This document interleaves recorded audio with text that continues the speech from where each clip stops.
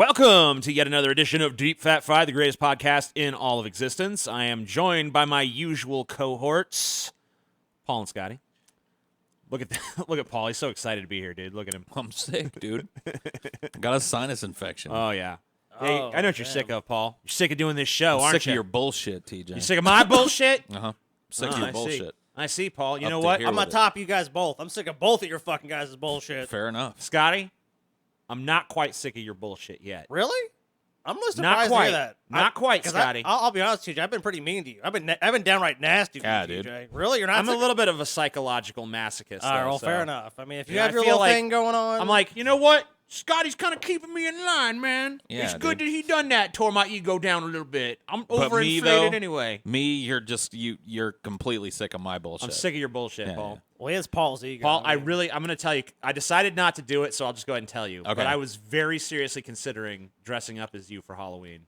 You should do it. I was going to go around the party and just like mope and complain. no, you can't do it now. 'cause That's you the already- greatest you already fucking. tipped your hand, dude. Yeah, I decided not to do it Why not? Well- God. because I didn't want to be in the miserable psyche of Paul for that long. You know? Okay. Well. It would have been perfect because I'm coming as 2011 TJ, dude. That should be cool. He's fun to hang out with. Yeah, Hey, 2011 didn't TJ. 2011 to shave his head though? Yeah. Oh, And he didn't have a shit. beard either. I don't have a beard right now. I'll be like idealized 2011 TJ. Oh, okay. Yeah, why did you go full white guilt TJ? Was it just time? Yeah, well, at the beginning of winter, I decided, I'll probably just grow my beard back out. But I figured I've got to even everything out first, so I just got rid of the goatee and I'm just going to let it grow out from here. Oh well, So, that is actually a reasonable thing you did. Paul doesn't like it. You know what? By the end of the winter, I'll have a more majestic and luxuriant beard than Paul. But then I'll shave it again. If 'cause you I don't want even care. if you honestly want to one up Paul, I'll tell you one of the few ways you can do it. Just grow a longer beard than him, dude. Yeah. He's Well, got I mean, he's got a pretty good head start there. I mean, yeah, but you know what? He trims it occasionally. I do. You just got to go bald. Never trim it. dude.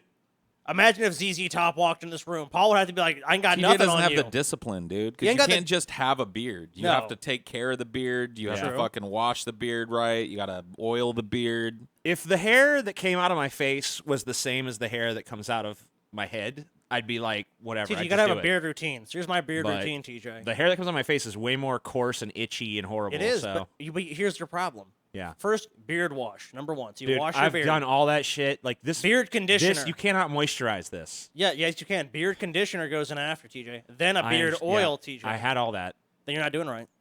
Okay. You're incompetent. Error. Error. TJ has made Error. yet another error. Dude, that's what I want my AI overlord to be. Yeah.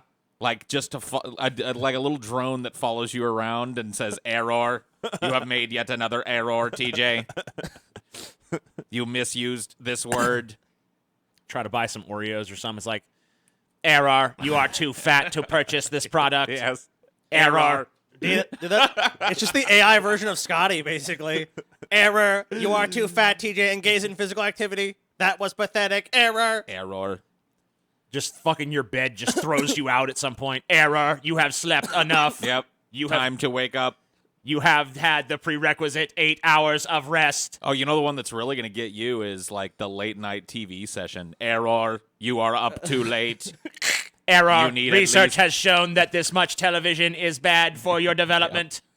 Yep. It's over I'm for done you. developing. I'm very God, but I gotta see what happens Go next to episode. sleep. Go to sleep or receive the shocks. Just kidding. We know you like the shocks. We will force you to eat broccoli. Yeah, dude. It's raw cauliflower for 2 days Yep. every time you make an error.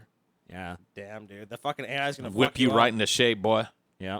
No more excuses, dude. I think The that they best should give personal you- trainer ever. I think they should give you the option of like skinning it as like a dominatrix or something, you know? That'd be cool. Maybe. I don't want it to be pleasurable in any No. way, though. It has to Has to be remain miserable. annoying. Yeah. Because nobody will listen to it otherwise. I don't know. Sometimes you get more with the carrot than with the stick, Paul. Nah, dude. History shows the stick wins. Come on. You know The you carrot, know that's look, true. the carrot can work, TJ, but oftentimes you have to have that stick behind it too. Yeah, I mean, you need the carrot and the stick. Every time. Hey, not always. I don't think you always need the carrot. I Look, think dude. sometimes you just need the stick. How do you explain bonobos, Paul? Bonobos. Yeah, I you can, don't. You can go the Like I don't. you can go the bonobo route or you can go the chimp route. Hey, we know which route we took. Yeah. Yeah, I feel know like- who we're descended from directly. I feel like humanity has a little. We have a little bit of bonobo and a little Yeah. bit of chimp. Is that what you're trying to say? I think it's like. Well, what a six- brave I centrist think it's like position six- you've taken, TJ. I think it's like 60-40 though. I think we're all chimp. I think we're We're just a 100% chimp. I don't see where you're getting any of this bonobo-ish nonsense from. There's nothing peaceful or harmonious about us. We're dude. actually better at cooperation. I always than love chimps that are. episode of Star Trek where they like everyone's just reverting. You know what I mean? Yeah. And Picard just becomes like a paranoid fucking chimp. Basically, he's like, oh, I can't trust you. Dude, I forgot about that episode. I That's a want to great- watch that episode now. That's a great episode. It's dude. really not a great episode. Yes, it's a pretty What awful the fuck are you episode. talking? No, all bullshit, dude. The only. I mean, I'll You admit. want? Do you want to talk about? no, it's a cool episode. You want to talk about our debate but it's not episode? a good episode. You want to talk about the debate thing we're talking about doing, TJ? That's number one right Error. there. Alright. 'Cause you are TJ's fucking- opinion is You are so incorrect. fucking wrong, dude. You see everyone get like to their primordial like ooze phase Scotty. and shit, dude. Yeah, that was good. All right, Scotty, I have a pitch for your character moving forward. I think you should just adopt this error personality and just like you should come here dressed as a robot and just speak in robot. Oh, like those two retards that for Bleep. Yeah. Error. we won't do movie reviews like this. This movie sucked balls.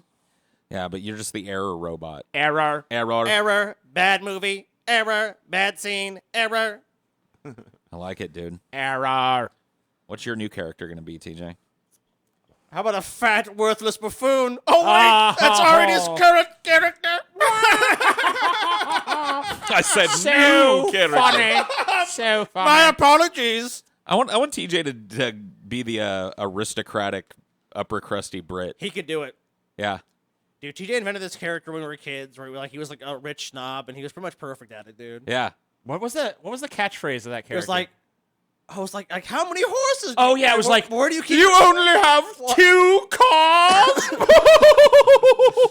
No, it's you only have one house, but where do you keep all your horses? That's what you would say. It was just the funniest shit, dude. What the fuck, dude? So TJ could play a total snob, and I could totally see he's got the right look. He's blonde. He's like a taller dude. And he's like country club TJ, dude. Chester Winslington. Chester Winslington. Winslington. I like it. Good day to you. All right. Well, what are we here to talk about today, Scotty? Great Why segue, don't TJ. you Yeah, it's fucking, great. Why don't you play it, TJ? Just play it. Play it, and then we'll know. Whoa.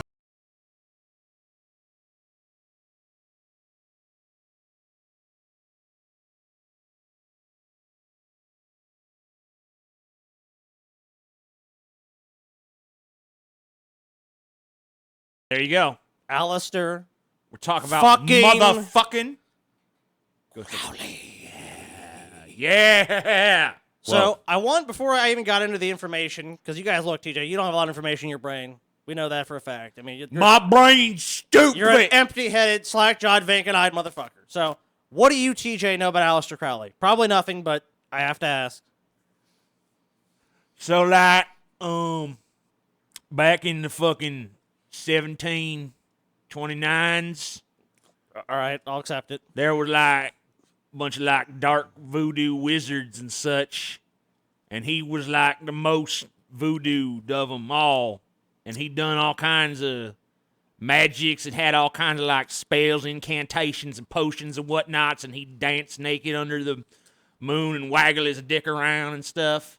Well, some of that information does sound correct, but some of the dates and time frames for that does not sound correct. No, he was like an occultist. I think like Call a spade, TJ. Yeah. He was a Satanist.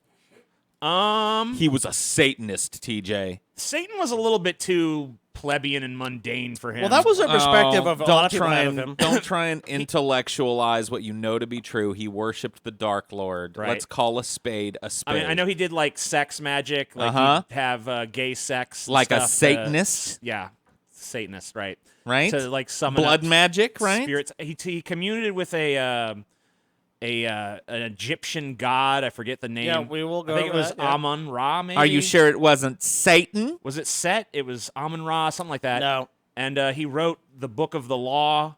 Yes, supposedly correct. dictated to him by this Egyptian deity. That's correct. And yeah. it was kind of his signature work, and Correct. You know, he scammed a bunch of people into believing his Hey, bullshit. scammed. Okay, well, maybe he was legit. I don't know. Maybe he was really getting orders from Egyptian. Yeah, an Deities. Egyptian deities. Paul, what about you? Basically, kind of the same stuff that that Redneck TJ said earlier, that he was into kind of like sex magic, and he had like a little cult of people what followed him around, and he wrote the book, and Yeah, so you guys know, like, I think is pretty much the basic version. If anyone knows anything about Aleister Crowley or occultism, you know, in that time period, that's basically what most people know. So I would say it's pretty accurate. But there's actually a lot more to Aleister Crowley than I suspected. Let me say that. I do know that he spelled magic with a K. Yes. magic. Yeah. So let's get into it, Oh, TJ. I can tell you another fact about him too. He was a member of the Golden Dawn Society, Yes. but they kicked him out because he was too fucking nuts. There's actually a bigger story to that than that. Okay, So, cool. Yeah, so let's just get into it, TJ, because obviously I've done the research. I have the skills to pay the bills. You don't even know what the fuck. What's what. You don't even know what the fuck you're talking about. I don't know fucking shit. So Aleister Crowley, his original name was Edward Alexander Crowley, born October 12th, 1875 in Royal Leamington Spa, England. Was a British occultist, a writer, TJ, and mountaineer Jesus. who was a practitioner of magic With a K at the end. and called himself the Beast. 666, the number of the beast. He was denounced in his own time for his decadent lifestyle and had few followers. But he became a cult figure after his death. Always inconvenient. That always sucks, doesn't Yeah. it?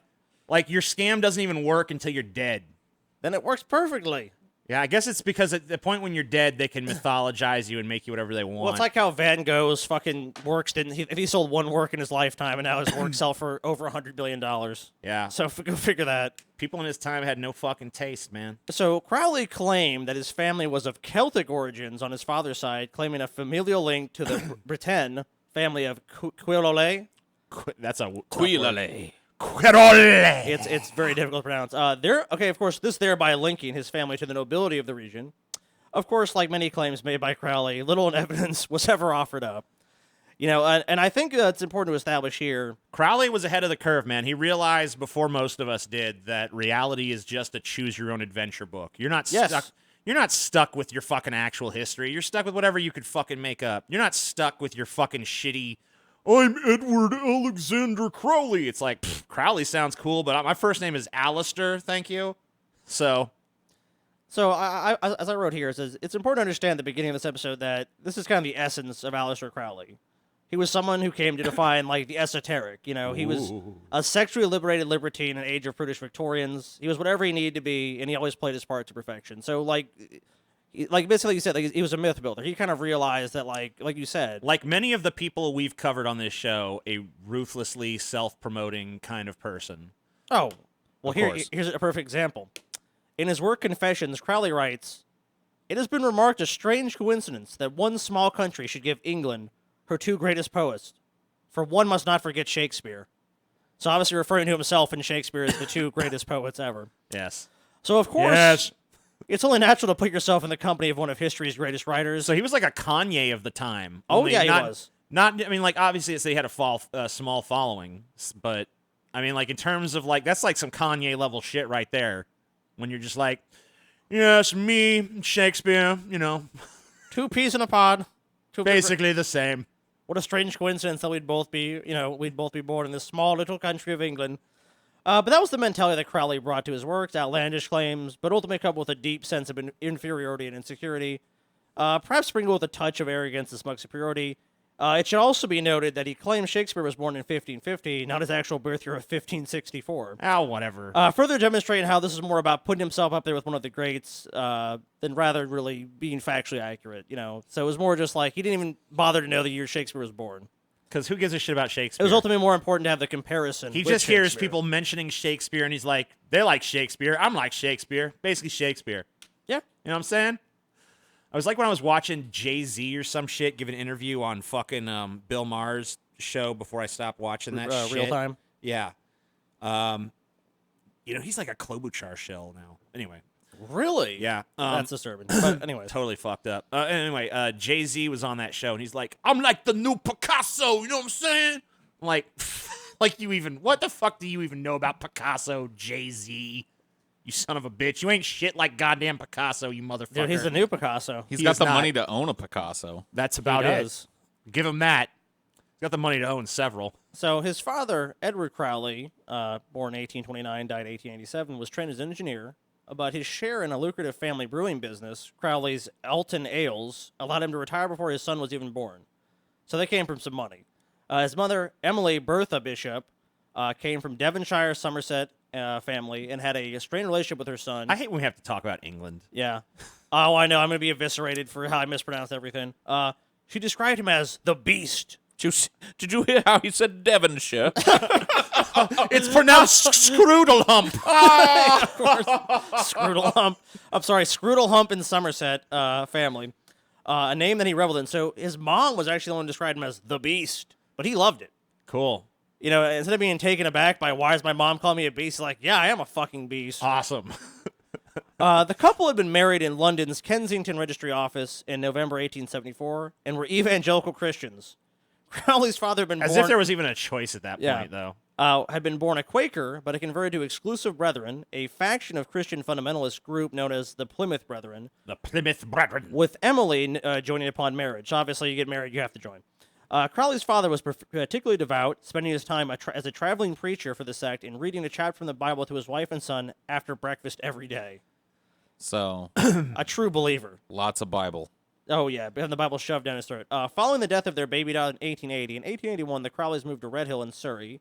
At the age of 8, Crowley was sent to H.T. Harbershon's Evangelical Christian Boarding School in Hastings, and then to Ebor Preparatory School in Cambridge. Cambridge. So very obviously going with the upper crust of society, going to a very prominent school. It's run by the Reverend Henry the Odyssey Champagny.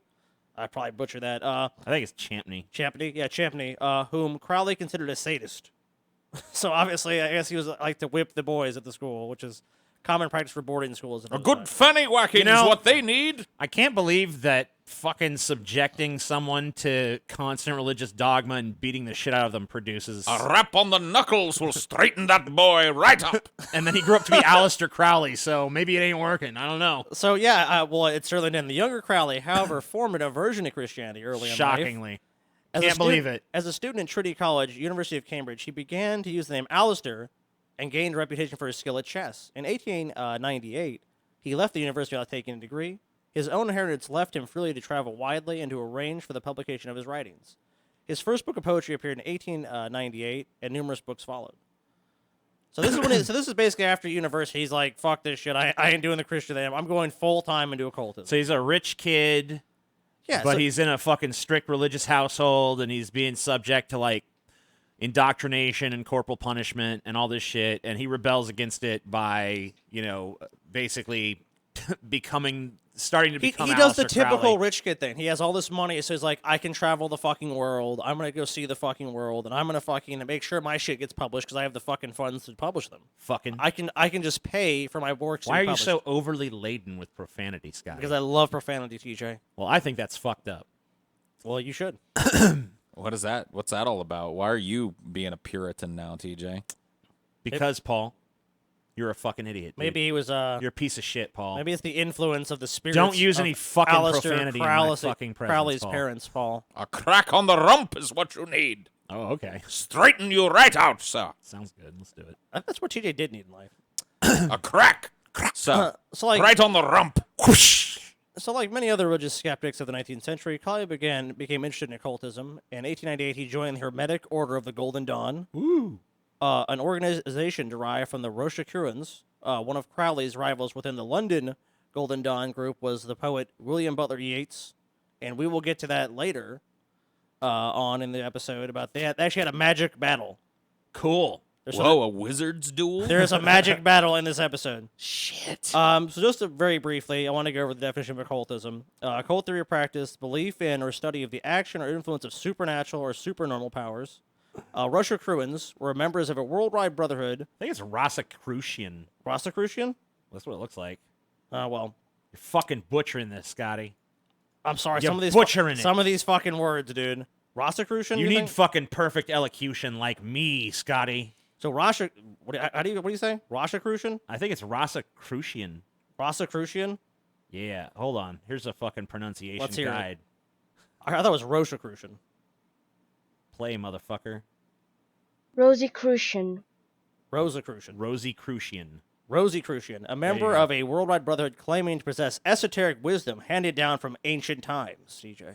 Cool. Because, of course, knowledge just can't be, Yeah, can't be new and spontaneous. It's always Some from people ancient. don't like new knowledge. They're like, I'm skeptical of that. That's why a lot of people But like if you the tell Bible. people like it's ancient knowledge, Dude, like ooh, you gotta think, ancient though. knowledge. It was a lot Cool. easier to convince people of stuff like this back in the day. Yeah. Of course. You know what I mean? Because there was no Google. You couldn't go to Snopes and see if anybody had ancient knowledge from on high. You know what I mean? Right. So you you just could claim it. whatever you wanted to make up, you could just Yeah. I know some ancient Egyptian shit that nobody Whoa. else knows. Yeah, I found this ancient fucking tome. It's basically like the whole The Pinky of Christ, dude. the Pinky of Christ. It would have worked a lot better back then for sure. Yeah, fuck yeah, I would have. But what about John Smith? We did the fucking thing on him, or is it John Smith?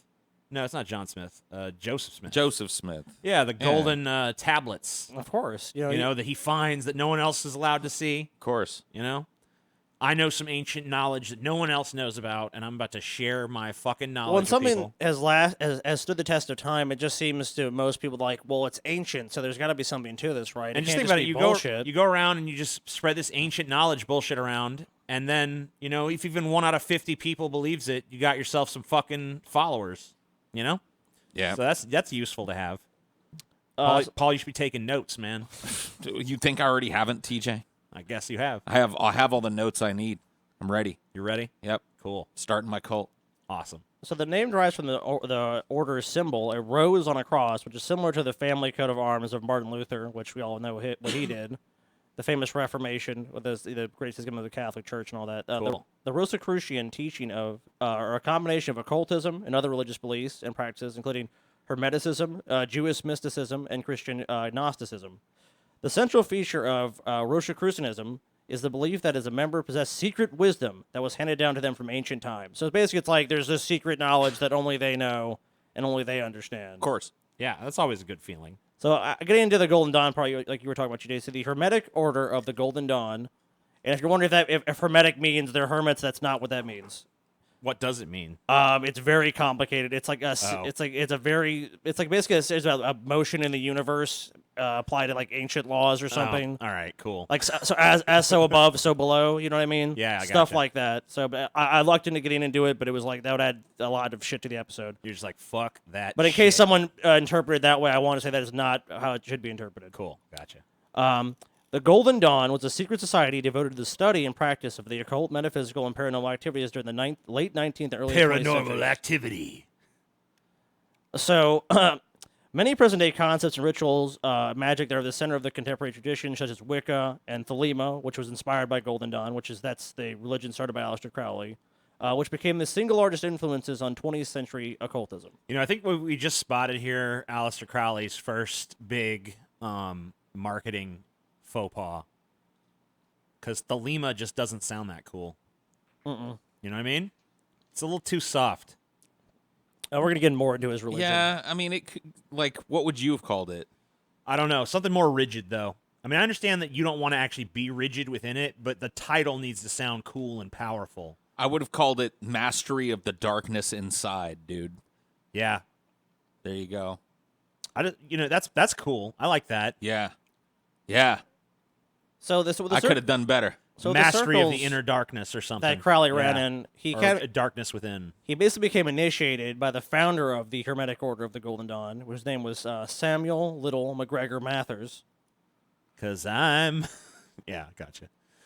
The Golden Dawn was one of the most secret societies in the 19th century and is best known probably as the Freemasons. However, the particular organization centered its practice on ancient magic and mystic philosophy. Oh, you're just gonna skip over the Freemasonry angle, huh? Yeah, bury that Freemason angle. Bury it. He's a Freemason, dude. So Crowley, confident and charismatic, rose quickly in the ranks of the order. Mathers, who had been causing rifts in the community in recent years, took a particular shine to the young occultist. However, when Crowley attempted to join the second rank of the order, he was denied admission by the London chapter, who disapproved of his leftist views and bisexuality. Oh, damn. So in Damn. response to this, So bigotry. basically Crowley goes to Mathers, who fucking started the thing in Paris. You know, wait, hold on. Let's get into this leftist view shit. Because, like, so he shows up. They're like this weird, like, we know, like, the magic history of the fucking universe and shit. But they're a bunch of conservatives. Well, really, I would say this, that a lot of the people in there, it really varied who was in. Like, there was upper crust people, there was just more commonplace people. I mean, obviously, it definitely skewed more towards the intellectuals of the society. Right. But I would just say it was leftist because he was like I say, he was a libertine. He was more out there. He didn't give a fuck about, he would fuck dudes, he would fuck women. So he they would- didn't like the bisexuality angle. Yeah, though. they didn't like that. They didn't like that he wasn't doing the proper kind of British, upper crust thing he's supposed to be doing. And a lot of cultures, American culture included, those kind of prudish, puritanical views come from the fucking top of society, not from the bottom. Right. The bottom side doesn't give a shit. They're just like, fuck whoever you want to do, everyone. I don't care. I'm just trying to survive. We shall not tolerate buggery in the International Wizards of the Dark Arts Convention. It's like, what? Yeah, I just don't understand, it's man. a little strange. It seems like they should, when you guys are getting together and doing all kinds of black magic bullshit, We, the wizards of all knowledge passed on from the Egyptian times, disapprove of buggery. Oh, even more ancient than that, they would claim. So basically, he goes to Mathers in Paris, and then he immediately entered into the second rank, which is Adeptus Exemptus. Oh. The London chapter requested evidence and reasoning behind Crowley's promotion. Mathers declined and dismissed the chapter as an official part of the Golden Dawn. In response, the London chapter renounced Mathers as their leader. you can't fire us. We quit. Pretty much. So the Irish poet William Butler Yeats, who once wrote passionately that the study of magic was, quote, the most important pursuit in my life. The mystical life is the center of all that I do and all that I think and all I write. That's pretty lame. So he was obsessed with this shit. Crowley would surely say the same, but his magic was much darker and more obsessive cool. variety. And his success as a poet insignificant next to Yeats. So obviously there's also jealousy in Yeats' success. So as a poet. Crowley's he wants to be this poet, and he obviously wants himself to be likened to like Shakespeare and shit, but no one's buying his shit. Yeah. Crowley was jealous. Meanwhile, there's this other guy who philosophically they don't agree on magic, and but his poetry is way more successful. So Crowley's like, "Fuck you, bitch." And he's in the inner circle of the Golden Dawn, which Crowley is desperately trying to get into, but is basically being shut out. For obviously for the impropriety and other things that they don't agree with. Gotcha. Another thing was he was never able to speak the language of poetic symbol with the confidence of a native speaker in the way Yeats definitely could. In the 1848 Partisan Review essay, literary critic and Yeats... 1948. Oh, sorry, excuse me. 1948 Partisan Review essay. So this is something that was recounted, basically, later.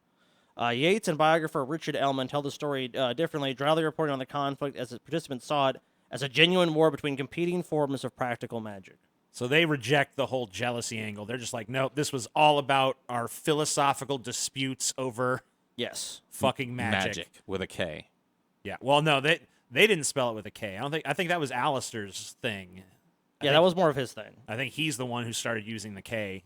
They actually they're just magic with a plain old C. But So can you pull up the image of both Alistair and Yeats? yeah, is that? Where's that? Not that one. Yep, there you go. it is. There we go. So on April 19th, 1900, while the poet and chapter leader W.B. Yeats was heading a meeting at the London Temple of the Hermetic Order of Golden Dawn, he was attacked by an astral siege Oh shit! from none other than Aleister Crowley. Astral siege, dude. Crowley, Oh, fuck. Dude. wearing a black Osiris mask and kilt, and his mistress burst into the temple, casting spells and brandishing daggers. Whoa. They intended to take the temple for Mathers. So Mathers was basically doing a power play to just reassert his authority. Like, look, Alistair, you can be my toady in London. But they were unsuccessful. The police came. The scuffle went to court, and the London chapter of the Golden Dawn won, as they had paid the rent on the space. The Hermetic Order of the Golden Dawn disbanded a few years later. Damn. So they basically had a battle. He basically showed up there in a kilt and a mask, Astral siege. and had brandished a dagger. And basically the way it was described, and this doesn't really get into it, I actually read the whole Partisan Review essay, the 1948 essay, And basically, it sounds like he tried to go up the stairs, and they basically kicked his ass down the stairs. Damn. Damn. Why Like didn't he cast a levitation spell and float to the bottom of the stairs? I'm not sure, but they basically kicked his ass out of the building. The police came, broke it up. This sounds like a pretty lame wizard's duel. Yeah. It does. Then they went to court, and it was like, well, who pays the rent on the space that you guys are using? It's like, well, the Hermetic Order of the Golden Dawn does. Well, there you go. Think if fucking Gandalf and Saruman's whole wizard duel had ended with them going to court and bitching at each other about it. You know what I mean? Or any of the wizard duels in Harry Potter, man. The real life wizard duels are pretty fucking lame. But I'm gonna try it though. I'll try anything once. So the next time I have beef with one of you guys, I'm just gonna bust into the room and start casting evil spells at you and shit. I'm gonna learn some spells. Go ahead. I'm gonna cast some evil fucking dude. Astral assault time. So, as you guys have said, you guys pretty much kind of knew about this part of Aleister Crowley's life. What about the mountaineer part of his life? That's the one that I was hoping you had more about because there's not plenty. many people can claim to be a mountaineer. So this is basically how. Hold on, Scotty. Hold on, TJ. I want to know who was actually the better fucking poet here. Between these two dorks? Yeah, I want to know which dork wrote the fucking most poetry. So I'm going to fucking pick a fucking random ass one from each of them. And you guys be the judge without knowing the author of each. All right? So we'll see. All right, so here we go. All right, I'm not going to read the whole fucking poems. I'm just going to give you a sample of a couple verses here. Okay. All right, so here's entry number 1. The mighty sound of forests murmuring in answer to the dread command, the stars that shudder when their king extends his hand. His awful hand to bless, to curse, or moves toward the dimmest den, in the thick leaves, not knowing of loves or nymphs or men. That's the fucking entry number 1 right there. Okay. So entry number 2. Now, as at all times, I can see in my mind's eye, in their stiff painted clothes, the pale unsatisfied ones appear and disappear in the blue depth of the sky, with all their ancient faces like rain-beaten stones. Number 1. I think number 1 is the other dude, and number 2 is Crowley. Is that what you think? Yep. You're wrong. Okay. You're wrong, Paul. They're both pretty Pretty edgy. forgettable and edgy. Yeah, but probably number 1. But one of them was a famous poet, and one of them couldn't sell fucking his poetry to save his life. So, Well, there you go. hat. It's a pretty cool hat, though. I like the hat. Would you wear that hat, Paul? No. Why not? I don't like the triangular nature of it. You scared of triangles? No, I just don't. I think it looks kind of silly. It's shaped like a mountain, though. We're It's gonna not a hear cool about... hat. It doesn't look like a crown. It looks like some kind of like half-assed wizard hat that wasn't finished. Nobody put a brim on. I know you guys are thinking, Do you think it'd look better if it was more rigid? I think it'd look better if it had a higher peak and a bigger, poofy. floppier brim on it. Yeah. And then I'd wear it. so this is Aleister Crowley on his expedition to the summit of K2, which is Oh. the second tallest mountain in the world. Now, he had climbed other mountains in Mexico and other places in Great Britain. So as a mountaineer, Crowley honed his skills on the cliffs in Great Britain before taking part in pioneering attempts to climb the world's second and third highest mountains, K2, and it's called Kanchajunga. Kanchajunga! The K2 expedition of 1902 reached an elevation of 18,600 feet, which is 5,670 meters for people that use the actual measurements of the world. While the Kanchajunga expedition 3 years later was marred by tragedy when 4 of Crowley's fellow climbers were killed by an avalanche. It was said that Crowley, who advised them against taking the fatal route, ignored their cries for help and just continued on his way. Which I don't think they were actually successful in reaching the summit, but he was just like, don't go that way, and they did, and they heard them screaming for help, and He's like, fuck them, I warned them. I told them not to do it. So it's interesting who he actually went with. But So I mean, like, Aleister Crowley- if you warned someone that a route was dangerous, and then all of a sudden they're like, ah! Would you go down the dangerous route yourself to go Probably. try to fucking save their asses? Probably not. Because, I I mean, mean- you know, Yeah, I mean, that doesn't- I probably would. I'd probably end up dead with them. that doesn't necessarily mean Crowley was like, fuck them. He's probably just like, I told him that route was dangerous, and I'm not going to get myself killed, too. So we'll talk a little bit more about so TJ. So Aleister Crowley, the heir to the Brilliant Fortune, which was described this way: flamboyant, bisexual drug fiend with a fascination for the occult, meets son of a well-known Jewish socialist, Oscar Eckenstein, a chemist turned railway engineer. The two strike up a friendship over their passion for mountaineering, and in 4 years' time, co-lead an expedition to reach the summit of K2, the world's second highest mountain in the world. Right. So an interview with National Geographic, and this is from Mick Confrey's The Ghost of K2. Confrey sums up the doomed expedition. In those days, nobody had a clue about what it was going to be like. They thought they would go into the Himalayas, knock off K2 in a couple of days. But as the expedition proceeded, it started falling apart. Eckenstein, the leader, had a bad respiratory infection. Crowley had malaria and spent most of his time in his tent with a high fever. At one point, he got so delirious he started waving his revolver at the other members of the team. So, not exactly the most illustrious attempt at scaling this. This was some particular hard ass mountain, man. shit, though. They didn't have all this safety equipment and GPSs And I mean, all this bullshit we They have were now. they were trying to. It was an unknown factor back then. It wasn't like they could talk to a bunch of other people who Like, had you fucking didn't know. scaled it. You just They had to didn't- fucking. Every day was different. You had to fucking make a plan on the Right. day, how high you're gonna go and what route you were gonna take, and cross your fingers and hope it was the right way. And hope, that's precisely it. I mean, 'cause Right. only the people that live in that region, like the Sherpas and those people, actually know how to navigate those mountains successfully. And even they die sometimes. Like, these guys have no fucking clue what they were getting the fuck into. And like I said, they were diseased. I mean, one had an infection, one had malaria. I mean, Crowley had malaria. But now, mountaineering is not a normal pursuit, writes Scottish climber Robin Campbell. And we should not be too surprised to find it's adept at showing odd behavior in other spheres of life. Like all devotees of strenuous, death-defying pursuits, Crowley wanted extreme experiences, Right, it's extremism. where he pushes he's- himself to the limit. Right. So saying like He's an conquering the mountain. extremophile. Yeah, he's like, that's like going to give him like this thrill of like, wow, I'm doing this extreme fringe thing that most people would just Well, yeah. be like, fuck no, I ain't doing Because even that. after their K2 attempt failed, they go to the third tallest mountain in the world. Like, we're going to climb that. So they're not daunted by the failure of that. They're like, all right, we'll try number 3 then.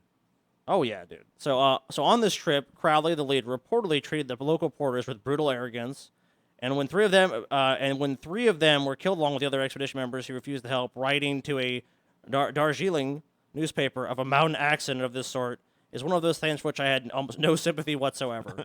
Cool. So yeah, he literally did not quite just didn't help them, didn't even care. Was like, they're idiots, they died, whatever. Yeah, try to tell them. So after that failed, obviously it was disastrous. He left the following day and gave up his mountaineering, devoting the rest of his life to basically the occult interest and the exploits that earned him the tabloid reputation as the wickedest man in the world. So not the most successful mountaineer in the world. He survived it though. I mean, Yeah. More successful than a lot of other mountaineers. Yeah.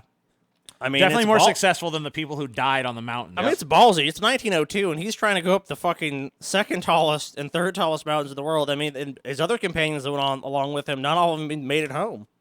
Right. So you have to give him the credit for that. I mean, I guess maybe his magic Had anyone reached the top of those peaks at that time? No, I'm as far as Westerners, no. Okay. I think it was 1956 before they actually reached So the it was summit. it was also probably another attempt to like make a name for himself.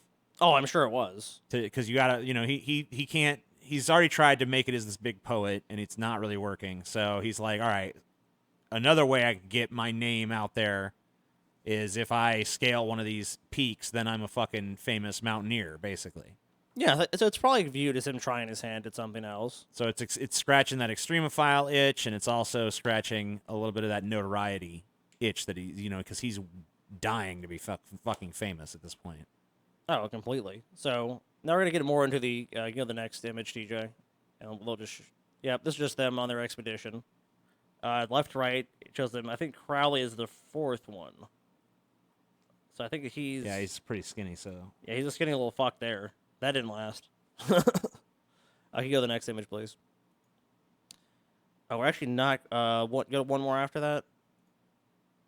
Okay, well, that's close enough. all right. So Thelema. So we're actually now going to discuss the religion and magic of Aleister Crowley.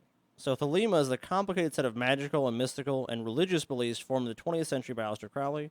Thelemites might be anything from atheist to polytheist, viewing the involved beings as actual entities or primal archetypes. Today is embraced by a variety of cult groups, including the Ordo Templis Orientis and the Argentum Astrum, the Order of the Silver Star. Oh yeah. So here's the origins of this, TJ. So Thelema is based on the writings of Aleister Crowley, particularly the Book of the Law featured here, which was dictated to Crowley in 1904 by a holy guardian angel called Iawas. Cool. Crowley Uh-huh. is considered a prophet, and his works are the only ones considered canonical, TJ. All right. The interpretation of those texts is left up to individual believers, though. So it was Gotcha. you go back to the image before, which showed him and the woman. So in February 1904, Crowley and Rose, Rose was the sister of her friend Gerald Kelly. In August of that year, Crowley wed Gerald's sister Rose Edith Kelly in a marriage of convenience to prevent her from entering an arranged marriage. Obviously, the family did not like her marrying Aleister Crowley at all. Needless to say. What? So basically, they head down to Cairo, Egypt, claiming to be a prince and princess. They rented an apartment, which Crowley set up a temple room, and began invoking ancient Egyptian deities while studying Islamic mysticism and Arabic. According to Crowley's later account, Rose Brayley became delirious and informed him, "They are waiting for you." Woo. Holy shit. On 18th March, she explained that they were the god Horus, Oh yeah, it was Horus. and on March 20th proclaimed that the equinox of the gods has come. The equinox of the gods has come. Man, why isn't this type of shit happening in my life? Why am I not invoking ancient gods and Because receiving you don't have the, dark You portents know why? from Because my you ain't got the balls to show up in Egypt and be like, "I'm a prince. Give me the sweet." shit, man? So she led them to a nearby museum where she showed him a 7th century BCE mortuary stele, known as the stele of Anak F.N. Khonsu. That just butchered. I don't know how to speak Egyptian. Why not? Because I've never learned it. Why not? I don't know, because I just don't fucking know it. Why not? Shut up. Okay. Crowley thought it was an important that the exhibit's number was 666, the number of the beast in Christian belief, and in later years termed the artifact the Stele of Revealing. Cool. Almost sounds like a fucking thing from a video game. Yeah. Aleister Crowley acquired the Stele of Revealing. Can you pull up the symbol of the next one? Maybe one more. Yep, here it is. Oh, I don't know why I got blown up like that. So this is the unicursal hexagram, perhaps the best known symbol of, and certainly one of the most important symbols in Thelema. Lame. Yeah. Lame I symbol. It is pretty gotta fucking say, lame. I gotta say that it'd be cool if there was something else there other than that stupid 5-leaf clover or whatever the Lame. fuck. Next symbol. I would not. He's settled on this. Come on, man. See, it's these kind of things, these little touches. These little touches matter. yeah, that they know, really do. because I mean, sometimes it seems like he's on the right path. He's got a good bullshit story. He's cooked up this Iwas god. He knows enough about what he's talking about to kind of. You know what it looks like? What? It looks like two of the little Federation symbols Yeah. scissoring on a 60s flower. Yep. So TJ. Sweet. So according to Crowley's later statements, Yeah, dude. on it the does 8th look like of that. April, he heard a disembodied voice that claimed to be that of Iwas, the messenger of Horus, or Horpar Karat. Crowley said that he wrote down everything the voice told him over the course of the next 3 days, and titled it. Can you go back to the book, TJ? Entitled it Liber al ve leges, or Liber al Velegis. the Book of the Law. The book. Oh shit! I closed it. It's all right. The book Whatever. proclaimed that humanity was When did you entering. get fat? This picture's Yeah. premature, probably. Yeah, the book claimed that humanity was entering a new aeon, Cool. and that Crowley would serve as its prophet. How convenient. It stated that a superior moral law was to be introduced this aeon. Do what thou wilt shall be the whole of the law, and that people should learn to live in tune with their will. This book and philosophy that it espoused became the cornerstone of Crowley's religion, Thelema. Crowley said that at the time he had been unsure of what to do with the Book of the Law, often resenting it.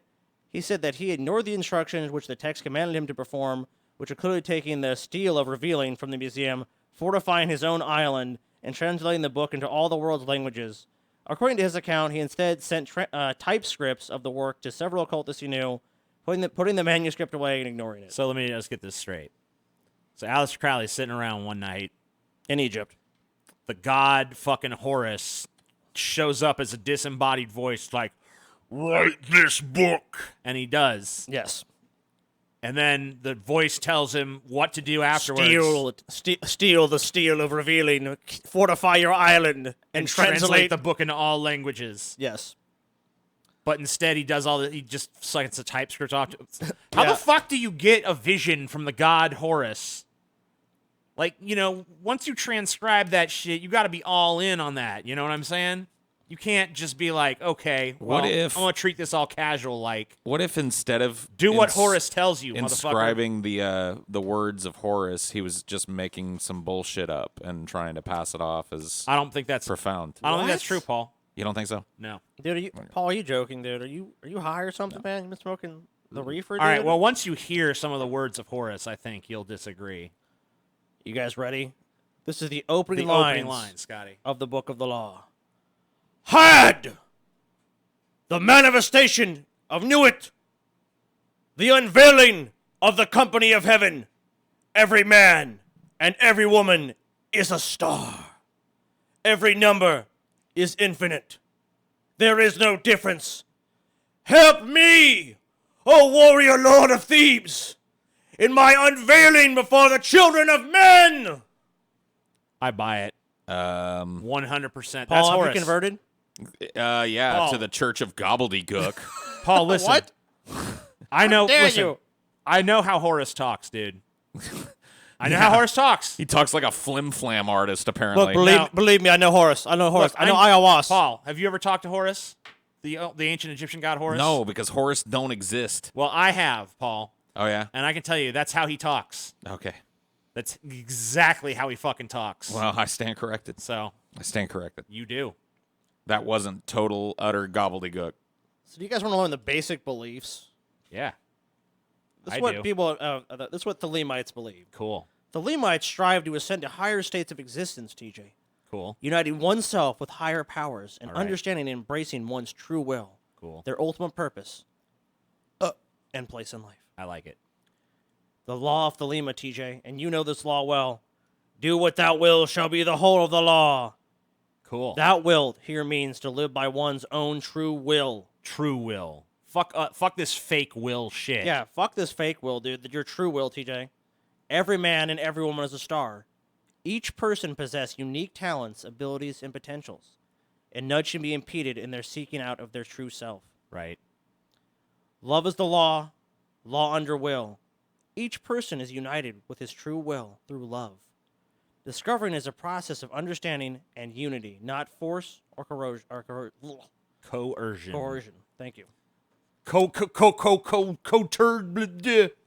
Can't say basic words. I'm Scotty.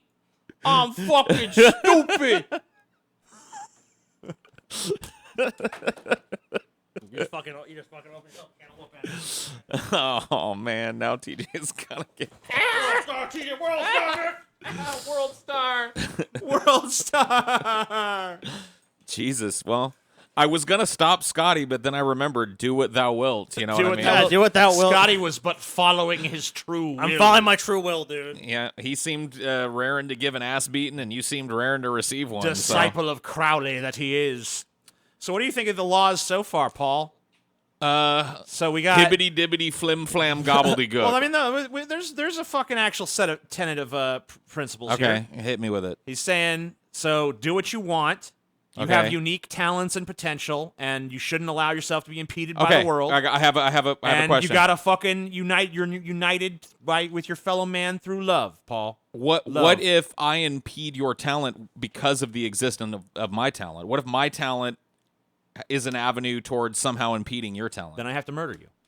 See, that's what I'm talking about. Yeah. But that's not letting me With do love. what I No, will. love and love. unity. You love and unity. That's not guys. letting me do what I will. Love. Well, I'm gonna hug Paul to death. Remember, do what I thou love wilt you, Paul. shall be the whole of the law. So whatever you guys do is really the law itself. Right. So whatever you guys do, if you guys kill each other, I mean, look, maybe that's just spiritual. We got to be love and united too, though. So what I'm hearing is that you can attack anybody, but you can't defend yourself. I don't know. Because if Well, you can't pursue your will if you're dead. So you right, gotta but be able to defend yourself. well, right? but here's the thing though. yeah, What if it is your will to murder people? right. And for me to defend myself, Sometimes you got to clean society up a little bit, Paul. for me to defend myself would mean I'd have to kill the murderer first, but in doing so, I have broken the central tenet. How I've so? impeded another man in his work. Damn. I've impeded another person in what they wilt. See I don't what know. I mean? I don't know how it works, Paul. That Maybe it's explained. we'd have to have a different interpretation. We have to interpret it in It's different gobbledygook. ways. I don't think so, Paul. I don't think so. The Aeon of He's onto Horus, something TJ. here. So Yeah. TJ, you might not be aware of this, dude. Yeah. We live in the age of Horus, Cool. child of Isis and Osiris, Neat. who represented the previous ages. The age of Isis was a time of matriarchy. But then Trump defeated them, so. The age of Osiris was a time of patriarchy, with a Cool. religious emphasis on sacrifice. The age of Horus is an age of individualism, of the child of Horus striking on his own to learn and grow. I dig it. It's about time for an age of individualism. So basically, they have a bunch of deities, but they're basically just ripped all out from Egyptian deities. right. So holidays and So celebrations. he found some Egyptian deities, and he's like, okay, Yep. this one, that one, and this one. Well, look where he was. He was in Cairo, so it makes sense. So holidays and celebrations, rituals of the elements and feast of the times. You know what I don't get about this kind of shit here? What's that? Because it's obvious, like the reasons why he's constructed his fucking philosophy like this. Because he's insecure and he feels impeded, so of course, and he doesn't feel like he's like able to live the lifestyle that he wants and shit because assuredly. He's trying to write something that basically is like, no, I Empowers should him. be free and I should be empowered and all this other stuff, and be able to pursue my own path in life.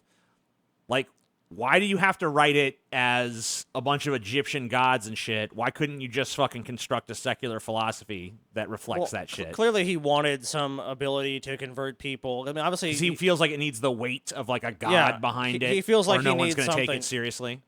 Well, yeah, I mean, and so many people at this time was fashionable. There's a lot of people who were in the society that he wanted. I mean, he was So a it's snob. it's kind of like the customs of the time in a Yeah, way. he wanted to get people on board with it, and I think he kind of understood that, like with religion, how you needed that. I mean, he came from a very religious background where it's like ultimately it defers to, well, it's God. It also makes it seem more exotic. Right. You know Of what course. I mean? Like, you got to imagine back in these days, the whole Egyptian culture and stuff, the ancient culture, was probably just like super exotic and weird, and there was probably a bunch of stuff. People were A fascination, right? yeah. A fascination with it. So if you can, it's just like him trying to tie himself to Shakespeare by disputing what year he So was basically, essentially, your contention is it's just another fucking marketing Well, think strategy. about people in our contemporary times we live in are obsessed with Japan. Like you have the weebs and stuff where it's like, oh, Japan. It's like the same thing. And so imagine if you went to Japan and said you had an experience where you talked to some ancient Japanese god. I mean, you can see like they used to do the same thing with like the South American jungles and the African jungles and stuff. Like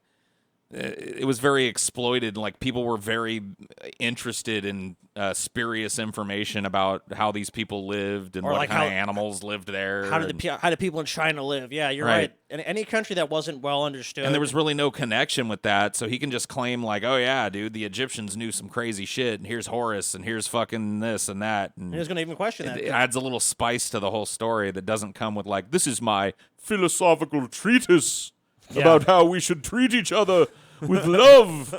You know what I mean? Yeah, but I mean, like, people did that too. I don't know. I know. It's not like there's not philosophers with followings. But he was already into this magic shit. Yeah, he already had Right, so he he already had foothold the in he already that. had the language of it in his head and shit. He'd Well, already that's- been involved in it Well, for a that's while. that's like his world experience too. That's what he's familiar with. So I mean, that's obviously how he's gonna fucking ultimately perceive it and put it out into the world is the same way that that stuff indoctrinated into him, and that how his interest was piqued in that. I think he wanted to basically be a central figure in something like that. I don't think it was just like he wanted to have a following. He wanted to have an occult following. He wanted to be- Ultimately, dude, I think you got to engage that dumbass, credulous, religious part of the brain Yeah. in order to get the type of 'Cause followers he was it's looking kind of like for. a switch to turn off the Yeah. skepticism and shit. Yeah, you gotta add that little boogity woogity kind of overarching spiritualism to it. Well, it fills to in all get the that- gaps too. Yeah, to Well- suck in the type of person that's willing to give you all their money and become a cultist. Right. You'll So- like this, TJ. So, a feast for the equinox of the gods, spring equinox, and celebrating the founding of Thelema. The feast for the first night of the prophet and his bride, August 12th, celebrating Crowley's first marriage to Rose Kelly, who was basically assisted in his original revelations. Excuse me. Revelations. Yeah, a lot of reading, TJ. So now we're gonna get into more of the magic, Cool. the element of what was as you see here, magic or magic. He preferred the term magic, spelled with a K, simply just because it seemed more like something from antiquity, which is a big thing in occultism, as we've seen. People liked it being this ancient thing, not something that was contemporary, which is how you would spell Yeah, magic. dude, at that magic time. with a C is what you do on the street corner with some cards and stuff. You know what I mean? Magic with a K comes straight from Horace. Straight from the fucking holy asshole of Horus. The Horus Factory. That book, extra dude. K right there just makes it seem all the more ethereal and arcane, doesn't it? Oh yeah. So Yeah. TJ, so Solomic magic, often referred to as black magic, Cool. posits a complex system for the invocation of angels and demons, and for achieving changes in nature by operating through them. This is the sort of magic that is often represented by use of spells, incantations, and rites.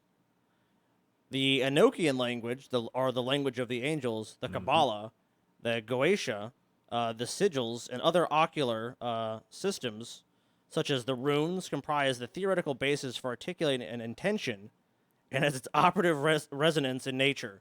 Translation, it's a bunch of horseshit. Yeah. Curiously, however, all this arcane science did not figure into what Crowley himself considered true magic. If anything, So Crowley says that's not That's what, not that's magic. not it. if anything, You guys are on the wrong path. Yep, correct. If anything, he encouraged his pupils to learn from all the theory that they could, only to get rid of it later. For him, magic was fundamentally a psychological system meant to conduct human will towards a complete command over his individuality. So, like I said, the will thing is a big thing for him. It's like, look, all these spells and shit, that's not what it is. It's your force of will. It's what you can will yourself to do. You know, mind over matter, essentially. Okay. So Crowley recognized that the invocation of entities through magic was an inherent part of our psyche.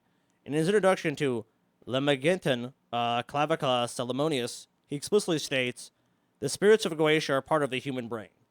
So, like, he felt like it was all a part of you, essentially, is what he's saying. I mean, I think he's kind of tipping. I think he's kind of riding that line where it's like, you know, he's coming pretty close to just saying, look, it's all just symbolism that we're using to psych ourselves up to achieve the goals that we actually need to achieve. This is really just about, you know, stealing ourselves and all this.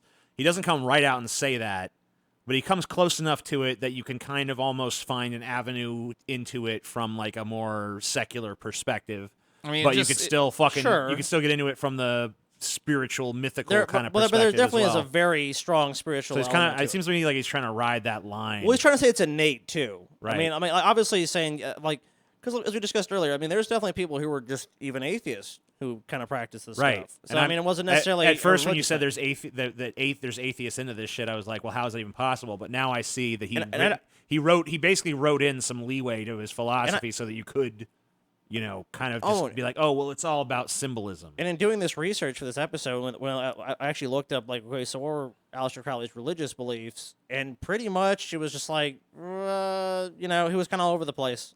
Like, he kind of said there's certain things that could say he's a Wiccan or he's a pagan, you know, or he's an atheist or whatever. I mean, it just depends on what passage you're going to look at and what book. And so, I mean, he's all over the place.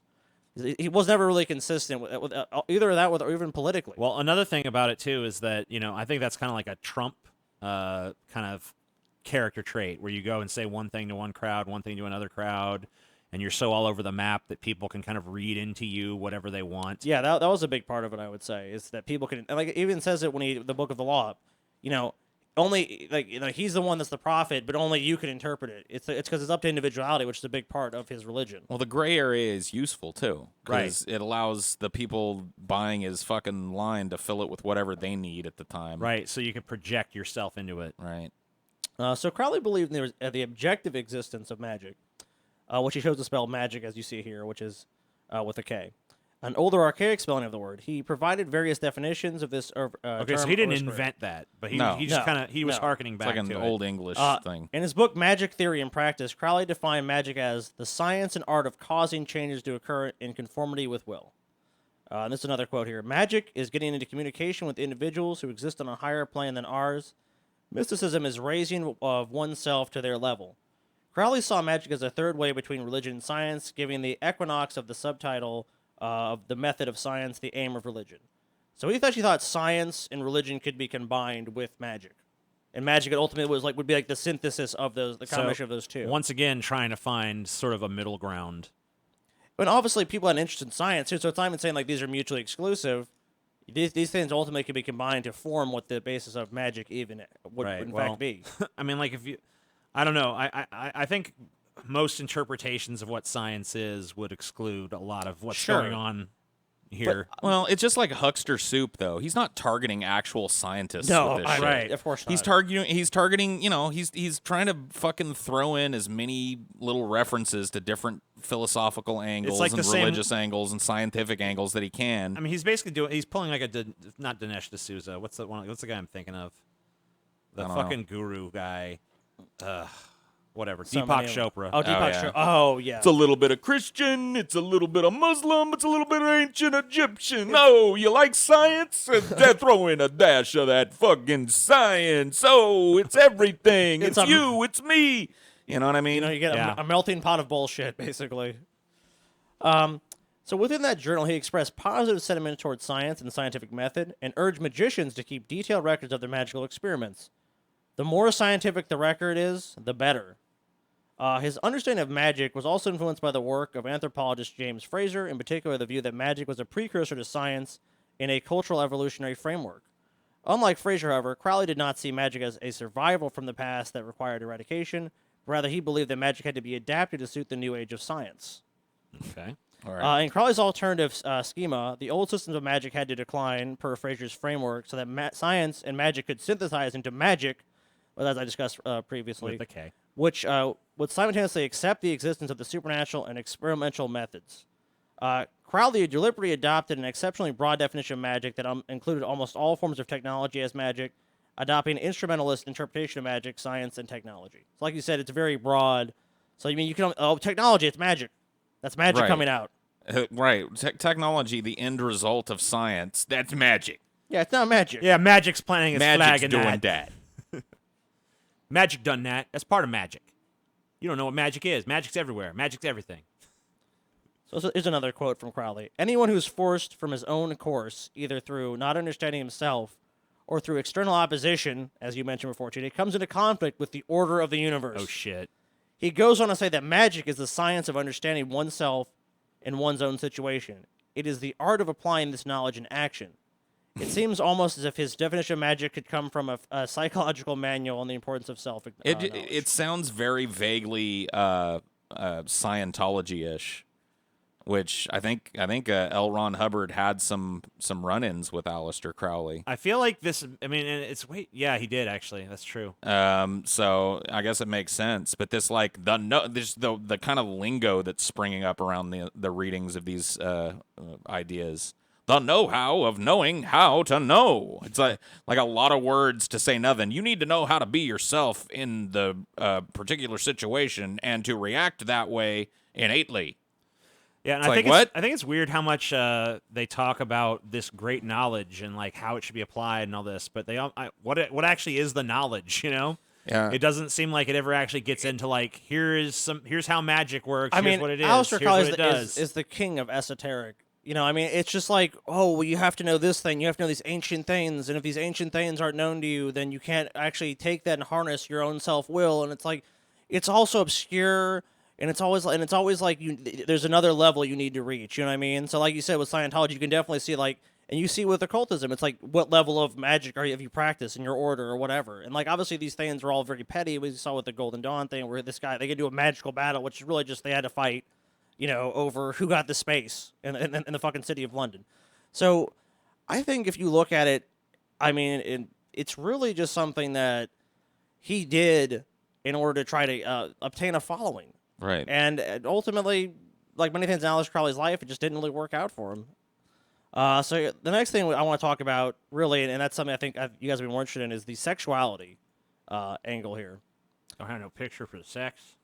Well, I mean, for obvious reasons. Where's the sex, Scotty? So sexuality played an important role in Crowley's ideas about magic and his Well, I practice. can't keep this damn magic thing up forever. We'll just go to the next picture of Crowley. It doesn't matter. All right. That's not it. That's fucking. What is this? There we you go. He's an old man now. And had been Looks like described as fucking central Lex Luthor at this point. to Thelema. He outlined 3 forms of sex magic, TJ. Cool. The autoerotic, Jerking off. homosexual, Gay sex, and heterosexual, straight sex. and argued that such acts could be used to focus the magician's will Oh, onto yeah. a specific goal, such as financial gain or personal creative success. Cool. For Crowley, sex was treated as sacrament, with the consumption of sexual fluids interpreted as the Eucharist. Cool. This often manifested in the cakes of light, Cakes of light. a biscuit containing either menstrual blood Ooh, gross. or a mixture of semen and vaginal fluids. No, I don't want it. The Gnostic Mass is a central religious ceremony within Thelema. Delicious. Where do I Menstrual sign blood up? cake. Hey, Yeah. we're basically adjacent to science. No, want to bite of this menstrual blood cake? Taste my cum vaginal crease. Or how about a fucking common fucking pussy juice biscuit? Yum. Delish. Ugh. So, TJ, Just like Grandma used to make. You know, it's like, oh, Whoa. God. all Ugh. good things must come to an end, though. So, Crowley had become increasingly frustrated with Rose's alcoholism. Oh, no. In November 1909, he divorced her on the grounds of his own adultery. Oh, okay. Damn. All right. I cheated. Their daughter Lola was entrusted to Rose's care, even though she's an alcoholic. So good job, Alistair. The couple remained friends, and Rose continued to live in Boleskine, which is in Scotland. Her alcoholism worsened, and as a result, she was institutionalized in September 1911. Damn, that's pretty intense alcoholism when you Well, got that happened to a lot. institutionalized. That happened to a lot of people. If you just started becoming a fuck up and you were from, the higher end. It's like, of yeah, society, you're crazy now. Yeah, you're crazy. Go live in an insane asylum. So in early 1912, Crowley published the Book of Lies, which you can go I have back. a picture of that Yeah, somewhere. we have that. Whoop, There it you go. is. A work on mysticism that biographer Lawrence Sutton described as his greatest success in merging his talents as a poet, scholar, and magus. The German occultist Theodor Reuss later accused him of publishing some of the secrets of his own occult order. Can you pull up the next image, TJ? Yeah. The Ordo Templi Templi Orientis. Orientis. The OTO within the book. Crowley convinced Reyes that the similarities were coincidental, and the two became friends. Reyes appointed Crowley as head of the OTO's British branch, the Mysteria Mystica Maxima. Cool. All these fucking names. The acronym is like you're learning the alphabet. Mm. baby. And at a ceremony in Berlin, Crowley adopted the magical name of Baphomet and was proclaimed X, Supreme Rex, and Sovereign Grand Master General of Ireland, Iona, Oh my God. and all Britons. Oh, yeah. Yep. With Damn. Reyes's permission, Crowley set about advertising the MMM. And Dude, we need to start a magical order because I we know. can get all kinds of cool ranks and shit. You know, you could be like the Grand Master General and shit. Oh, sorry, Sovereign Grand Master General. The High Exalted Sovereign's Grand Master General TJ. Yeah. Imperius Rexus III. Yes, Dude, I that's love it, beautiful. dude. And of course, like many things. I mean, don't you guys want a bunch of self-important shit where we can fucking go No. around with all kinds of pomp and circumstance and feel like man, lordly no. and I'm kingly and good. shit? I want the opposite. Ugh. I want So- simplicity. So as we know, Crowley, most of his occultism and things he came up with was very derivative. So with Reyes' permission, Crowley set about advertising the MMM. It's not derivative, Scotty. It's ancient wisdom. Oh, okay, of course. Rewriting many OTO rituals, which were largely based on Freemasonry. So basically, Crowley stole this guy's shit, and then when the dude confronted him on it, Crowley fucking sweet-talked him. He sweet-talked him so good that he ended up making Crowley a fucking Grand wizard. regent to fucking whatever the fuck. Yeah, let him open up the branch in fucking Britain, dude. Basically became the king of Britain, Iona, and Ireland as well. The true leader. Fascinated by, and here's why he was interested, by the way. Fascinated by the OTO's emphasis on sex magic, Crowley devised a magical working based on anal sex and incorporated it into the syllabus for those OTO members who had been initiated into the 11th degree. They didn't teach that in Harry Potter. Jesus. No. Lubius Shaftius. Stretchius Rectimus. But only when you be initiated to the 11th degree. Yeah. Of Before course. then, you're good. Your butthole is safe. Yeah. But once you reach that 11th degree, man, Uh, a lot of people hanging out on the 10th degree. yeah, I'm good. I'm good. I'm good. The Good at 10. 11th degree is you have to get butt fucked. Yep. Yeah, you gotta get butt fucked by Aleister Crowley. Damn. It's part of the That's ritual. a pretty dude. harsh Hey, fucking you level. gotta fucking do it, Paul. It's not harsh at all. It's a fucking spiritual experience. You should Oh, look forward got to it. it. But by 1914, Crowley was living hand-to-mouth in existence, basically relying on largely donations from AA members and due payments made to OTO. He was basically broke at that point in his life. During World War One, It's it's a shameful thing when the sovereign Grand Master General of Ireland, Iona, and Britain and the Britons is fucking broke, man. well, I mean, he had squandered his inheritance. Let's be honest. He wasn't like he was living, a frugal lifestyle. He was living large. Oh, he wasn't. Oh, damn. I mean, he was a world traveler. Right. I mean, this is a very condensed version of his life. I encourage anyone to go read more thoroughly about it. I mean, this man traveled extensively, especially for the time period he lived in. So during World War One, Crowley resided in the United States, where he contributed to a pro-German newspaper, The Fatherland. Der Vaterland. Oopsie. He definitely had some sympathies with Germany. I mean, and you can see why. I mean, he was a member of an order that was founded in Germany. Right. After the war, he moved to Cefalù, on the Italian island of Sicily, where he converted a house into a sanctuary called the Abbey of Thelema. During this time, he wrote The Diary of a Drug Fiend in 1922, which was published as a novel, but was said to have been based on personal experience. Cool. Not surprising. The death of a young follower in Sicily, allegedly after participating in sacrilegious rituals, led to the denunciation of Crowley in the British popular press as the wickedest man in the world, and his expulsion from Italy in 1923. So basically like, hey, one of your followers died, get the fuck out of here. Having exhausted his inheritance on travel and extravagances, Crowley moved back to England in the early 1930s. His last notable achievement was the publication of the Book of Thoth, which he interpreted as a new tarot card deck. And here you can see the tarots. this is the new one that he created, in which he interpreted a new tarot deck called the Thoth, and he was designed in collaboration with the artist Frida Harris, who's also a famous artist. Neither of them lived to see this deck actually get published. It wasn't published till the 60s. Damn. But you can Took see a while. Oh yeah, definitely took a while to happen. But I mean, hey, it's actually a pretty interesting tarot deck. I kind of like it. I think I probably prefer the original, but It's pretty cool. It's I'd like to definitely- get one oh yeah, dude. just to weave into my bullshit. Yeah, that'd be cool. Oh, why not? Yeah, Paul's pretty good at the tarot flim flam. Oh yeah, dude. I like tarot actually. You could do a whole show on tarot. Yeah. Maybe we should. Fuck yeah, dude. So Crowley died in poverty and obscurity in an English rooming house in 1947. But after his death, became a figure of fascination in popular culture. The Beatles put his picture on Sgt. Pepper's Lonely Hearts Club Band album cover. You gotta go to the next image, TJ. Yes. Well, that's actually Where the fuck is it? There it is. there. It is. There's Aleister Crowley. Yeah, he's up there. Look at him. There he is. And Led Zeppelin guitarist Jimmy Page purchased a house previously owned by Crowley near Loch Ness in Scotland. Is that the Abbey of Thelema? Or is No, that was in Italy. Oh, okay. So you go to the next image, please. Yeah. There it is. There's the house. That's pretty metal, dude. You gotta be like, you know what? Aleister Crowley fucking lived here. Cool. So now we're gonna kind of talk about his legacy, more of his personality and sexuality. Cool. Legacy.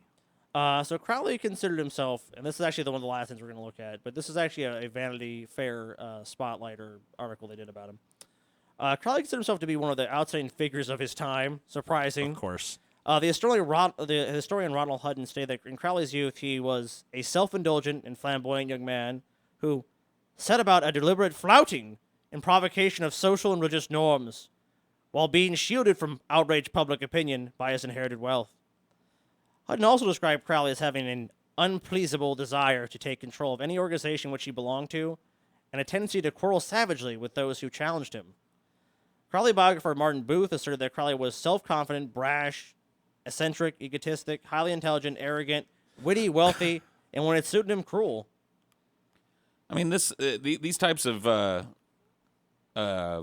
what you call it, attributes, personality traits. Very generalized. Yeah, I mean, it sounds like you could probably fit a lot of like really successful CEOs into those traits as well. Just kind of self-serving nature. He just had a weird Well, angle. there was a public interest to it, and the fact is, I think it was just the appeal of people hating him. You know, he was so outside of the social norm of the time that it was like, it was just easy to say, oh, he was this arrogant, rich piece of shit, and the only reason he didn't get what he fucking deserved because of money. Right. I think he probably reveled in that type of shit. He definitely was a guy that liked to self-promote from what we've learned. You know, how many people who lived during his time are being talked about to this day and have songs about them and are featured on Beatles covers and all kinds of shit. Also, similarly, Like, Richard... there's legend behind the names. I mean, like, his flim-flam bullshit, whatever the fuck, it continues on to this very day. Yep. So a common thing I saw with these, though, is that Richard Spence noted that Crowley was capable of immense physical and emotional cruelty, but yet again, like, who can't do those things? So I think we should talk about his sexuality. Yeah. We should And I think jerk him off. and I think you guys would probably empathize with this. Crowley was bisexual, Sweet. Sick, but he exhibited a sick sexual man. preference for Disgusting. women, with his homosexual relationships being fewer and clustered in early part of his life. So he kind of experimented more with it. So he was bi-curious, really, at the beginning. More. Yeah. And in particular, he had an attraction towards exotic women, as it was called, Exotic women. and he claimed to have fallen in love on multiple occasions. What's that mean? The doc meat? Yes. That's what That's that what means? that means. Oh, okay. I think so. All right. Just checking. Women are not meat, Paul. So it was stated What? that when he loved, he did so with his whole being, but the passion was typically short-lived. So, like, he was kind of like how he'd fall in love, but So then you fall head over heels in love and then fall head over heels out of love. love as well. So it's basically very temperamental, sort of emotional. But he was a kind of player. thing. Even later in life, Crowley was able to attract young bohemian women to be his lovers, largely due to his charisma.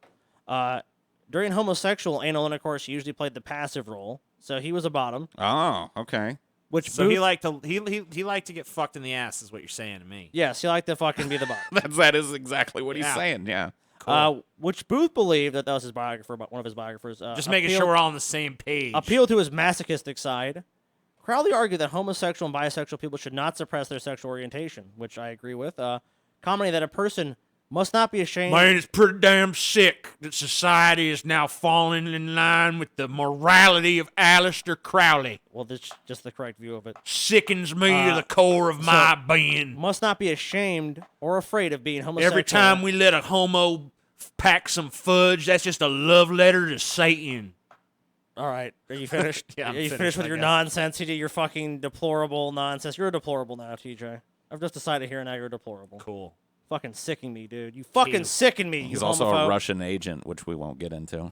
A Russian asset. Agent, Russian asset. So here's the quote, TJ. Unless you want to fucking do another From dumb this- redneck character, you want to go ahead and do another dumb redneck character. I have nothing to Yeah, redneck nothing? about yet right now. All right, I'll just wait a few minutes, okay? So, one must not be ashamed or afraid of being homosexual if he happens to be so at heart. He must not attempt to violate his own true nature because of public opinion, or medieval morality, or religious prejudice, which would wish if he were otherwise. On other issues, he adopted a more conservative attitude. He opposed abortion on moral grounds, believing that no woman following her true will would ever desire one. Damn. So he was kind of like half woke. Yeah, he was half woke. He was woke about the shit he wanted to do. I didn't pull Right. it, but he definitely had some very racist views. He definitely had some Well, I very mean, the fact that he misogynistic wrote for a views. paper called The Fatherland It's kind the of clued me Fatherland. in a little bit on that. Yeah, he had some anti-Semitic leanings, but That's kind of bullshit because you're gonna fucking tell people like follow your true will, but then be like abortion. No one's true will wants that. Right. well, of course, that's the framework which he viewed the world. So of course he would say, well, no one truly wants that. Well, it seems like some people truly do. So Well, I mean, I guess Aleister Crowley would have disagreed with you, but he's dead, TJ, so it doesn't matter, does it? you did, Alistair. So it featured as a 1915 Vanity Fair profile, which I think put it pretty well. A legend has been built up around his name. He is a myth. No other man has had so many strange tales told of him. I just think it's sick, man, that, not only has our country become as corrupt as Aleister Crowley, but we're actually more evil than he was because we let women murder their own babies in this country. Even Aleister Crowley knew that was wrong. Damn. Wake up, America. Wake the fuck up. I mean, Aleister Crowley definitely was a super interesting fucking figure to learn about. And I mean, I didn't know half of the shit he did. I didn't know about the magic battle. I didn't know he tried to climb the fucking second tallest and third tallest mountains in the world. A world traveler, a fucking sexual liberty. And I mean, there's like so many angles. And like, I left so much on the table with this episode. Like, this is a very abridged version of his life. He was, Yeah, Scotty. Shoddy research. he this lived a episode. very interesting life. Shoddy research, Scotty. Shoddy Scotty. Shoddy Scotty. Couldn't even fucking pronounce shit right. What was that word you got wrong? Coerced. Coerced. You fucked up coerced, Scotty. Coercion, actually. Yeah, coercion. Yeah. And Rosicrucian, or Rosicrucian, Rosie Crucian, Scotty. which they still exist around here, dude. I actually Learn looked it to up. pronuncialize them words, boy. I'm gonna fucking paint you with the fucking marker of death. Dude, TJ, you should eat some like menstrual blood cakes and get back to us and see if you get any powers. I bet you could fit 10 of them in my mouth at once. 10 months. Oh, by the way, menstrual dude, I blood looked at a cakes. box of donuts, DJ, and there's no fucking way you're gonna do that. I know. That's why when he said he could do it, I called him on it. We So, started TJ, this whole fucking can, thing. Can we go by and get like Paul on Monday? You want to fucking bring 12 donuts in? I'm fine with that. Yeah, dude. Let's bring fucking 12 donuts in, TJ. You could put your fucking money where your mouth is, TJ. No problem. Wait no a minute. fucking No. problem. TJ has to go get the donuts. Okay, TJ, No, I don't. I ain't Because doing it. my whole thing You was I guys was wanna going to see- reimburse TJ You for guys his want donuts. you guys want to see the trick? No, you gotta gotta be provide in, the donuts. You got to be in it some way. Yeah. I'm in it because I'm fucking eating the donuts. right. You're the one making the claim, No. so you provide the goddamn I'll tell you donut. All right. Well, I'm gonna tell you exactly what the I'll claim do it. is. The I'll do claim it. is that I can do it with donuts that someone else buys from me. But but here's what I want, TJ. If you can't do it, I want $40. You Yeah, get dude. shit. You You're backing out. You No. know what? see this is why I wanted him He to pay wants for to the back fucking out. He's donuts, so backing I out wasn't now. out shit. You know what? When he loses. I don't care. I'm gonna buy the fucking donuts. I'll reimburse for the price I'm of the gonna buy donuts the dozen if I donuts. can't do it. I don't even care about your fucking money because I just want to prove you wrong. Yeah. You can't do it. That's the There's only no thing you get, though. fucking Way. That's fine with me. It's But not I a want you to fucking do. I chance. want you to do it live. Yeah. Oh, No, yeah. I want to go live. I want to go on YouTube. Yep. Fine. TJ, No can problem, TJ eat- bitch. And how many of you get to? All What? right, fair enough. If you're gonna do it, I'm happy then. No I think problem. around 5, he's going to be pooping shit out of his He's gonna mouth tap, to dude. the He's gonna point where fucking we're going to tap. be like, there's no way he's getting any more in. He's already You've lost, fucking it TJ. up. You Like, there lose. ain't enough space in there, You man. lose, man. You're done. Ain't enough space. Ain't enough space. Not for 10 donuts. You lose. And we got to do it the way that we talked about too, mixed donuts. Yeah. The guy gets to pick. Yeah. Yeah, I'm going. Paul, No when I problem, go on bitch. Monday, I'm saying I want 12 donuts. They say Yep. any preference? I'm saying nope, just a mix. Dozen donuts mixed. You Mix just them make it a donuts mix. up. And whatever you get, TJ, you get. Mix them up. You are fucked, dude. So TJ, honestly, it behooves you on Monday to bring those donuts in yourself. Why? Because then you get to pick. Dude, that's perfect too because he said 10 donuts, so whatever ones he rejects, we get to eat. Yeah, we're gonna eat them, dude. Of course. we're gonna be eating a lot more than that. Let's be honest. We're gonna have like this 3 or 4 piece. TJ's probably gonna have like 5 or 6 in town. Yeah. He's going to tap, yeah. I'm gonna tell you what though. Fucking there ain't gonna be none of this crumb accounting shit you were talking about. You know what, TJ? You better use I some don't care. fucking See, magic, look at this, dude. You dude. better See, use some this is how magic, TJ bitch. does. He I don't care. agrees to it before, and then the next time you talk about it, he's like, "Well, yeah, but I never agreed you're to that. buying a donut, I and never there ain't agreed gonna to be shit. no crumb account." And it's like, "Fuck you!" If you're just gonna throw donuts at your face like Cookie Monster eating Hey, a cookie, well, okay, and have a fucking there 3 can't- donuts sitting on the There can't be a ludicrous amount of crumbs, but I'm just saying, like a few little crumbs here and there is not. You No. can't be like, you didn't eat this All right, tiny you crumb, know what? so you didn't you know do what? it. How about we even it out? So you do 10, and we take like maybe a tiny portion of our donut, like maybe like this big, to account for the crumbs. All right, I guess that's fair enough. All right, fair enough. We come to an agreement. All right, I guess you guys have something to look forward to on Monday. Well, what actually, we'll see what TJ's new stipulations are tomorrow and Sunday. You and guys see are if the he- ones adding all these ridiculous I'm not. stipulations. I've looked- It's ridiculous. What do you mean ridiculous? It's ridiculous. To actually expect you to You eat refuse it? to even buy it, TJ. The last time we talked about this, you were Now, I going to never buy said it. I'd eat it. I said I'd fit them all in my mouth. Well, whatever. To actually expect you to put the whole Because eat donut in 'em. your mouth is no, ridiculous. because if I eat 10 donuts, I'm gonna be in a fucking sugar coma. Pussy. There's no way I can fucking Oh, I do that. can't eat them all. I'll put them in my You're gonna mouth. spit them out. I'm gonna put them in my mouth. I'm gonna close my mouth and show that I can fucking do it. Your mouth has to be completely closed. Yep. I can't That's fair. Yep. like that. Okay, yep, fair enough. We'll see. We'll see on Monday. It's gonna happen. Never gonna It's happen. gonna happen. You just wait and see, Paul. You wait and You're see. going to fucking lose on Monday, bitch. It's like